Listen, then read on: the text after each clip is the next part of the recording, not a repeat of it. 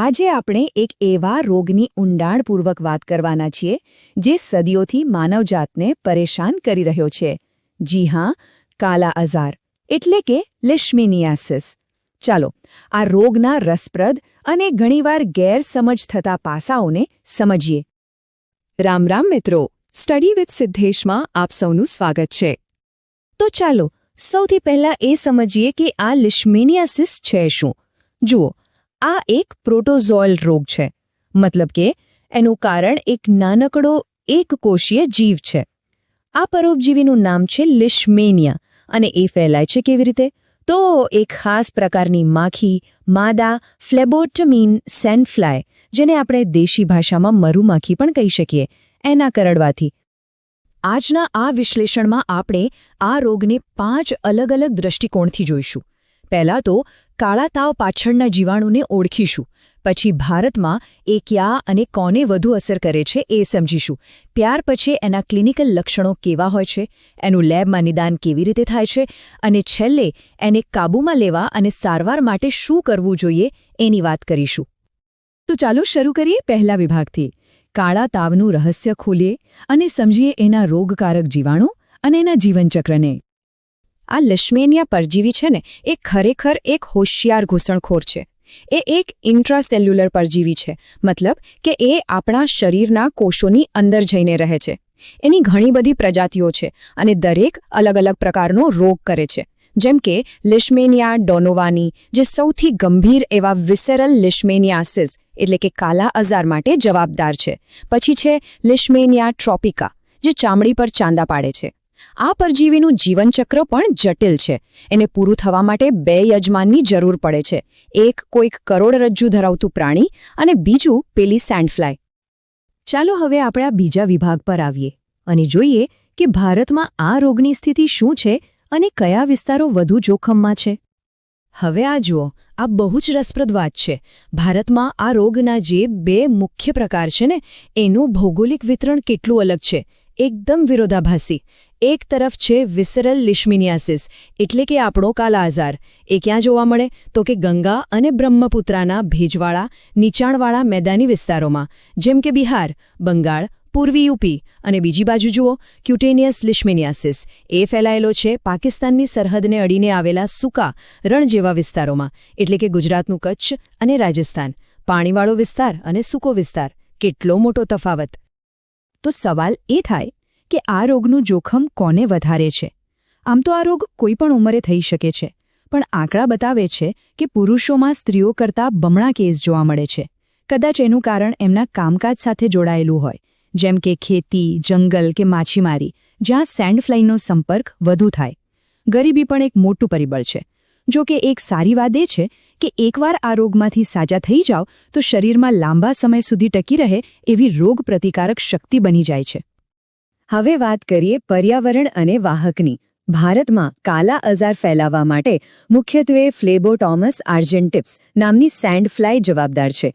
આ માખી ક્યાં રહે? તો કે ભેજવાળી, અંધારી જગ્યાઓ જેવી કે માટી, કાચી દિવાલોની તિરાડો કે ઝાડની છાલમાં. એટલે જ જ્યાં સ્વચ્છતાનો અભાવ હોય, ઘરોમાં પૂરતી હવા ઉજાસ ન હોય અને ભીડ હોય, ત્યાં આ રોગ ઝડપથી ફેલાય છે.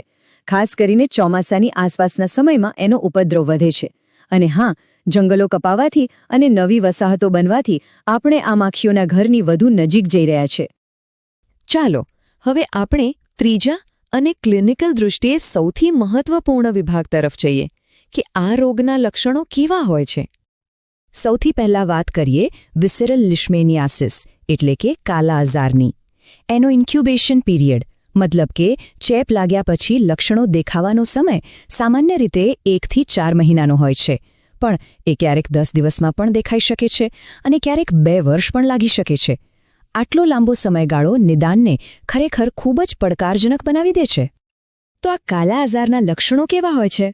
સૌથી પહેલું અને મુખ્ય લક્ષણ છે તાવ, જે ઉતરવાનું નામ જ ના લે. સતત તાવ રહે. સાથે સાથે શરીરમાં લોહીની ઉણપ એટલે કે એનિમિયા થઈ જાય, જેનાથી ચહેરો એકદમ ફિક્કો પડી જાય. વજન તો જાણે ઓગળવા જ માંડે. અને 2 સૌથી મહત્વના ચિહ્નો, બરોડ અને યકૃત એટલે કે સ્પ્લીન અને લીવર, એ બંને મોટા થઈ જાય છે, જેને આપણે મેડિકલ ભાષામાં સ્પ્લેનોમેગેલી અને હિપેટોમેગેલી કહીએ છીએ. અને આ રોગનું નામ કાલા આઝાર કેમ પડ્યું? કારણ કે ચહેરો, હાથપગ અને પેટની ચામડી ધીમે ધીમે કાળી પડવા લાગે છે. એક વાત ખાસ યાદ રાખવાની છે, આ કોઈ સામાન્ય તાવ નથી. જો સમયસર સારવાર ન મળે તો આ રોગ જીવલેણ સાબિત થઈ શકે છે. હવે વાત કરીએ બીજા સ્વરૂપની, જેને કહેવાય છે પોસ્ટ કાલા આઝાર ડર્મલ લિશમેનિયાસિસ, ટૂંકમાં PKDL. આ એક વિચિત્ર સ્થિતિ છે. કાલા આઝારની સફળ સારવાર પછી પણ મહિનાઓ કે વર્ષો બાદ કેટલાક દર્દીઓની ચામડી પર ડાઘા અને ફોલ્લીઓ ઉપસી આવે છે. અને ચિંતાની વાત એ છે કે આ ડાઘામાં રહેલા પરજીવી બીજાને ચેપ લગાડી શકે છે. અને ત્રીજું સ્વરૂપ છે ક્યુટેનિયસ લિશમેનિયાસિસ. આ રોગ વિશે એક મોટી ગેરસમજ એ છે કે તેને ઘણીવાર રક્તપિત્ત એટલે કે લેપ્રસી માની લેવામાં આવે છે, પણ એવું નથી. આ રોગ ફક્ત ચામડી પૂરતો જ મર્યાદિત રહે છે, જે એક બહુ જ મહત્વનો નિદાનાત્મક તફાવત છે. આમાં શું થાય છે કે જ્યાં પેલી સેન્ટ ફ્લાય કરડી હોય ત્યાં ચામડી પર ચાંદા કે ઘા પડી જાય છે. આ ઘામાં દુખાવો પણ થઈ શકે છે અને એ લાંબા સમય સુધી રૂઝાતા નથી. અને જેમ આપણે વાત કરી એને લેપ્રસી સાથે સરખાવી શકાય, પણ યાદ રાખવું જરૂરી છે કે લેપ્રસીમાં ચેતાતંત્રને નુકસાન થાય છે, જ્યારે આ રોગમાં એવું નથી થતું. એ માત્ર ચામડીનો રોગ છે. તો હવે આપણે આવી ગયા છીએ ચોથા વિભાગમાં. ક્લિનિકલ શંકા તો થઈ ગઈ, પણ એને લેબોરેટરીમાં પાક્કી કેવી રીતે કરવી? નિદાનની પ્રક્રિયાના મુખ્ય 3 પગથિયા છે. સૌથી પહેલું અને ગોલ્ડ સ્ટેન્ડર્ડ છે પરજીવીનું પ્રત્યક્ષ નિદાન. આમાં બરોળ, યકૃત કે બોન મેરોમાંથી નાનકડો નમૂનો લઈને માઇક્રોસ્કોપ નીચે જોવામાં આવે છે. જો એમાં લિશમેનિયા ડોનવાનીના LD બોડીઝ દેખાય તો નિદાન પાક્કું. બીજો રસ્તો છે સિરોલોજિકલ ટેસ્ટ, જેમ કે ઇલાઇઝા, જે લોહીમાં પરજીવી સામે બનેલા એન્ટીબોડીઝને શોધે છે. અને ત્રીજું, લોહીના રિપોર્ટમાં અમુક ખાસ ફેરફારો જોવા મળે છે, જે પણ નિદાનમાં મદદ કરે છે. લોહીના રિપોર્ટમાં કયા સંકેતો મળે છે? તો જુઓ, શ્વેતકણોની સંખ્યા એટલે કે WBC કાઉન્ટ સતત ઘટતો જાય છે. એનિમિયા જોવા મળે છે. ઇમ્યુનોગ્લોબ્યુલિન G એટલે કે IgGનું લેવલ ખૂબ જ વધી જાય છે. ESR પણ વધેલો હોય છે. અને એક બહુ જ સૂચક ચિહ્ન છે આલ્બ્યુમિન અને ગ્લોબ્યુલિન રેશિયોનું ઉલટાઈ જવું.